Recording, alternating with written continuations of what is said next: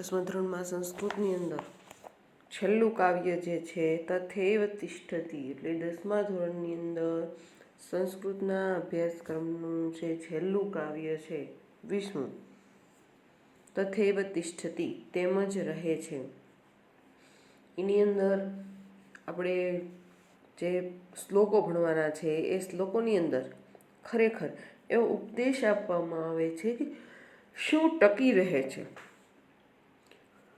અને શું સમય જતાં નાશ પામે છે.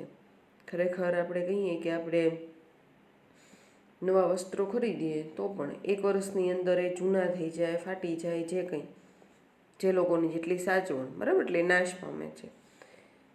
એવી જ રીતના આપણું શરીર છે તે પણ બાળપણ છોડી અને કુમારાવસ્થામાં પ્રવેશી, કુમારાવસ્થા છોડીને પછી યુવાવસ્થામાં પ્રવેશી, ત્યાર પછી પ્રૌઢાવસ્થા, વૃદ્ધાવસ્થાને છેવટે આપણું શરીર પણ નાશ પામે છે. એટલે અહીંયા એવું જ આપણે ભણવાનું છે કે ખરેખર કઈ કઈ વસ્તુઓ છે નાશવંત છે અને શું એવું છે કે જે સમય જતાં ટકી રહે છે, જે આપણી સાથે આવે છે. એવી જ બાબતોનો અભ્યાસ કરવાનો છે. આમ તો આ શ્લોકની અંદર તમે જોશો કે આ શ્લોકની અંદર ખરેખર આપણને 6 શ્લોક આપેલા છે. 6 શ્લોક છે એ અલગ અલગ જગ્યાએથી લેવામાં આવેલા છે. એટલે અલગ અલગ જે નાટકો જે છે, નાટકો હોય કે પછી એ નાટકો હોય કે પછી મહાકાવ્ય હોય, એમાંથી નીચેના શ્લોક જે છે એ લેવામાં આવેલા છે. હવે આપણે જોઈએ કે જેમ દરેક ફળનો પોતાનો આગવો રસ હોય છે, દરેક ફળનો પોતાનો આગવો રસ હોય છે, એટલે કે જમરૂખ હોય, સફરજન હોય, સીતાફળ હોય, બધા ફળ જે છે એનો રસ છે એ અલગ અલગ હોય છે. તેમ એટલે રસનો સ્વાદ છે એ અલગ અલગ હોય છે. તેમ સંસ્કૃતના દરેક કવિએ રચેલા દરેક પદ્યમાં પોતાનો આગવો રસ હોય છે.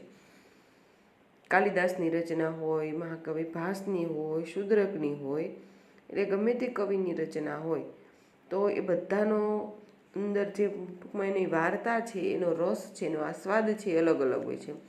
છતાં આપણી વ્યક્તિગત રુચિને કારણે અમુક ફળને આપણે વધારે પસંદ કરીએ છીએ. આ વ્યવહાર જેમ કોઈ ફળના મહત્વને હાનિ પહોંચાડતો નથી, તેમ મહાકવિઓના અમુક જ પદ્યો તરફ પસંદગી ઉતારીને તેમનો રસાસ્વાદ કરાવવાનો આ પાઠમાં પ્રયત્ન કરવામાં આવ્યો છે. પદ્યપાઠમાં આ કવિઓના અન્ય પદ્યોનું મહત્વ કોઈ પણ રીતે ઓછું આંકતો નથી. એટલે કે મહાકવિ આપણે જો ગુજરાતીની અંદર હોય કે સંસ્કૃતની અંદર હોય કે હિન્દીની અંદર હોય, ઘણા બધા જે કવિઓ અને લેખકો હોય એને ઘણી બધી રચનાઓ કરેલી હોય છે. તો એની અમુક રચનાઓ પ્રસિદ્ધ થઈ હોય અને અમુક રચનાઓ છે એ પ્રસિદ્ધ ન થઈ હોય, તો એના લીધે એ કવિ કે લેખકનું મહત્વ છે ઓછું થઈ જતું નથી. અમુકને શૃંગાર પ્રકારની રચનાઓ વધારે ગમે, અમુકને વીર રસ પ્રકારની વધારે ગમે, અમુકને રૌદ્ર રસ પ્રકારની રચનાઓ વધારે ગમે.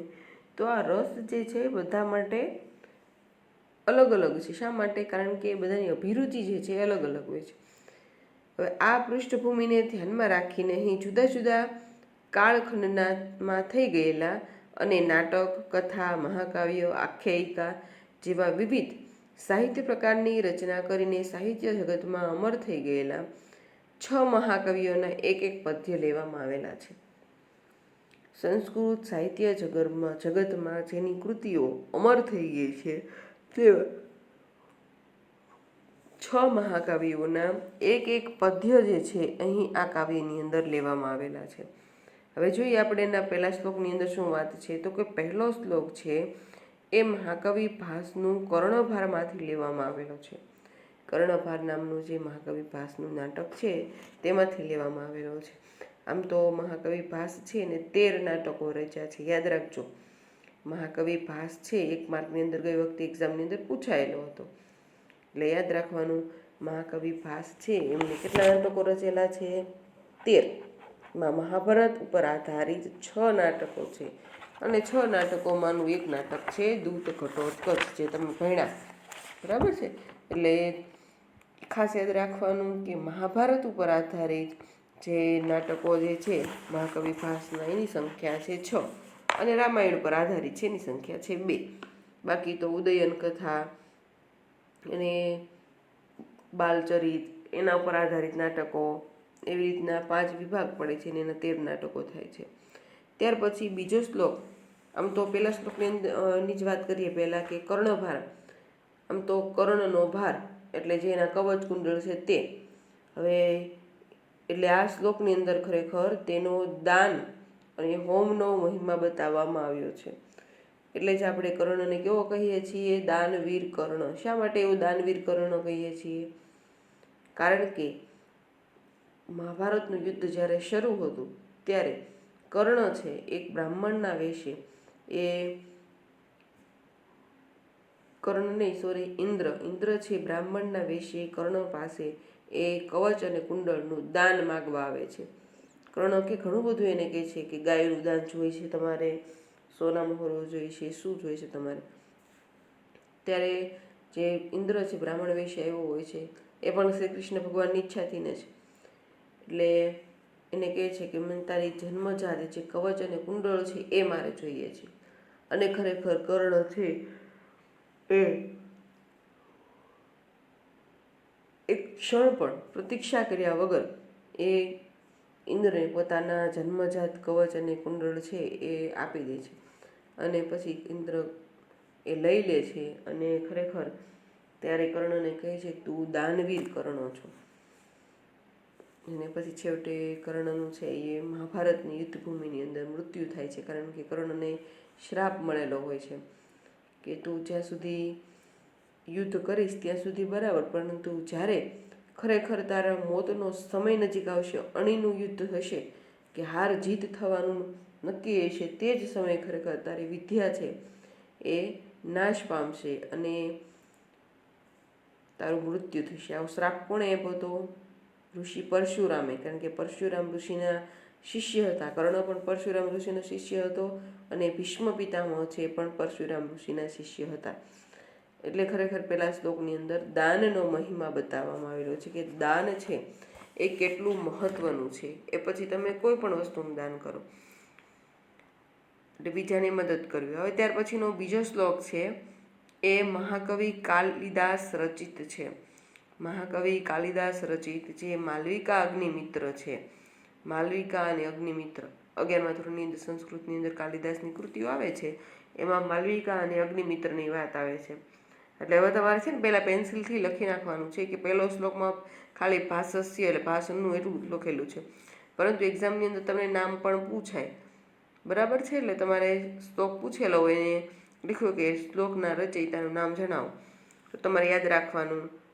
અથવા એમ પણ પૂછાય કે તથૈવ તિષ્ઠતિ એ પાઠમાં ભાસની કઈ રચનામાંથી પાઠ એક શ્લોક છે લેવામાં આવેલો છે, તો તમારે યાદ રાખવાનું. કારણ કે બધાની એક એક રચના છે આની અંદર. એટલે પેન્સિલથી લખી નાખજો. ભાસની બાજુમાં લખી નાખજો કર્ણભાર અને કાલિદાસ છે એની બાજુમાં લખી નાખજો માલવિકા અગ્નિમિત્ર. હવે જે બીજો શ્લોક છે એની અંદર કહેવાય છે કે તેમાં બીજાથી દોરવાયા વિના મનુષ્ય પોતાની બુદ્ધિથી સાર અસારનો વિચાર કરીને કોઈ નિશ્ચય કરવા જણાવ્યું છે. શું કહે છે? બીજાથી દોરવાયા વિના મનુષ્યે પોતાની બુદ્ધિથી સાર અસારનો વિચાર કરીને કોઈ નિશ્ચય કરવા જણાવ્યું છે. આની અંદર ખરેખર માલવિકા અને અગ્નિમિત્રની વાર્તા આવે છે. અને અગ્નિમિત્ર છે એ કોઈ પણ રીતે એ માલવિકા જે છે એની સાથે ગાંધર્વ વિવાહ જે છે એ કરવા માગે છે. અને ત્યાર પછી જે બધી ઘટનાઓ બને છે તે આ નાટકની અંદર કાલિદાસે વર્ણવી છે. ખૂબ જ સરસ નાટક છે અને એના સંવાદો પણ ખૂબ જ સરસ છે. હવે આ થઈ બીજા શ્લોકની વાત. ત્યાર પછી ત્રીજો શ્લોક જે છે એ ભવભૂતિ રચિત ઉત્તર રામચરિતમાંથી લેવામાં આવેલ. આમ તો ઉત્તર રામચરિત એક મહાકાવ્ય છે.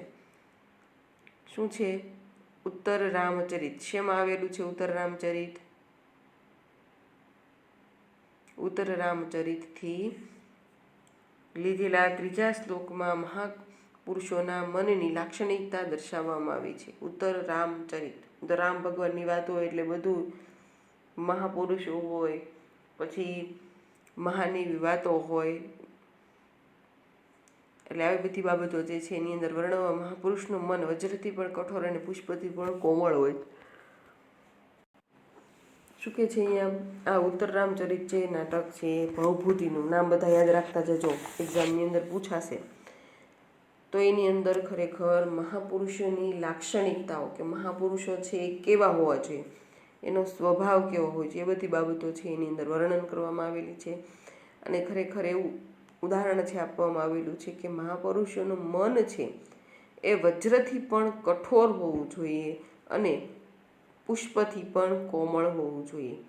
એટલે બધી જ બાબતનો ખ્યાલ રાખીને એ લોકોએ સાર અસાર એટલે કે જે સારું છે અને જે ખરાબ છે એનું વર્ણન છે એ કરવાનું છે, એને પોતાના જીવનની અંદર ઉતારવાનું છે, બીજાને પણ એવો ઉપદેશ છે આપવાનો છે. એટલે ખરાબ બાબત હોય તો એના વિશે કઠોર પણ થવું પડે, અને જો સારી બાબત હોય તો એના વિશે કોમળ થઈને પણ એ વિષય જે છે એ સાચવવો પડે. હવે ત્યાર પછીનો ચોથો શ્લોક છે એ બાણભટ્ટની રચના તરીકે પ્રસિદ્ધ છે. બાણભટ્ટની કઈ રચના છે? કાદંબરી. બરાબર, યાદ રાખજો. મહાકવિ બાણભટ્ટ છે એનું જે નાટક છે કાદંબરી, એ કાદંબરીથી પ્રચલિત થયા છે. તો ચોથો શ્લોક છે એ બાણભટ્ટની રચના મનાય છે. તેમાં દુષ્ટ માણસનો સ્વભાવ વર્ણવ્યો છે કે ખરેખર દુષ્ટ માણસ છે એ કેવો હોય છે. ત્યાર પછી પાંચમો શ્લોક છે એ નાટ્યકાર શૂદ્રકના મૃચ્છકટિકમાંથી પસંદ કરેલો છે. નાટ્યકાર શૂદ્રક, બધું નામ યાદ રાખજો ખાસ. શૂદ્રકનું શું છે? મૃચ્છકટિકમાંથી પસંદ કરેલો છે. તેમાં દરિદ્ર માણસના દિલનું દયાનું દુઃખ આલેખ્યું છે. મૃચ્છકટિક એટલે માટીનું ગાડું એવું થાય એનો અર્થ. એની અંદર પણ તમે જુઓ, આપણે પાઠ તો ભણી જ ગયા છીએ. કયો પાઠ ભણી ગયા છીએ? એની અંદર મૃચ્છકટિકની વાત હતી, 10મા ધોરણમાં જ આવે છે. ચારુદત્ત અને શકાર ભણી ગયા ને? રાજાનો સાળો ચોરી પોતે કરે છે ને આળ કોની માથે નાખે છે? ચારુદત્ત ઉપર. એવું પાઠ ભણી ગયો. શેમાંથી લેવામાં આવેલો છે? મૃચ્છકટિકમાંથી.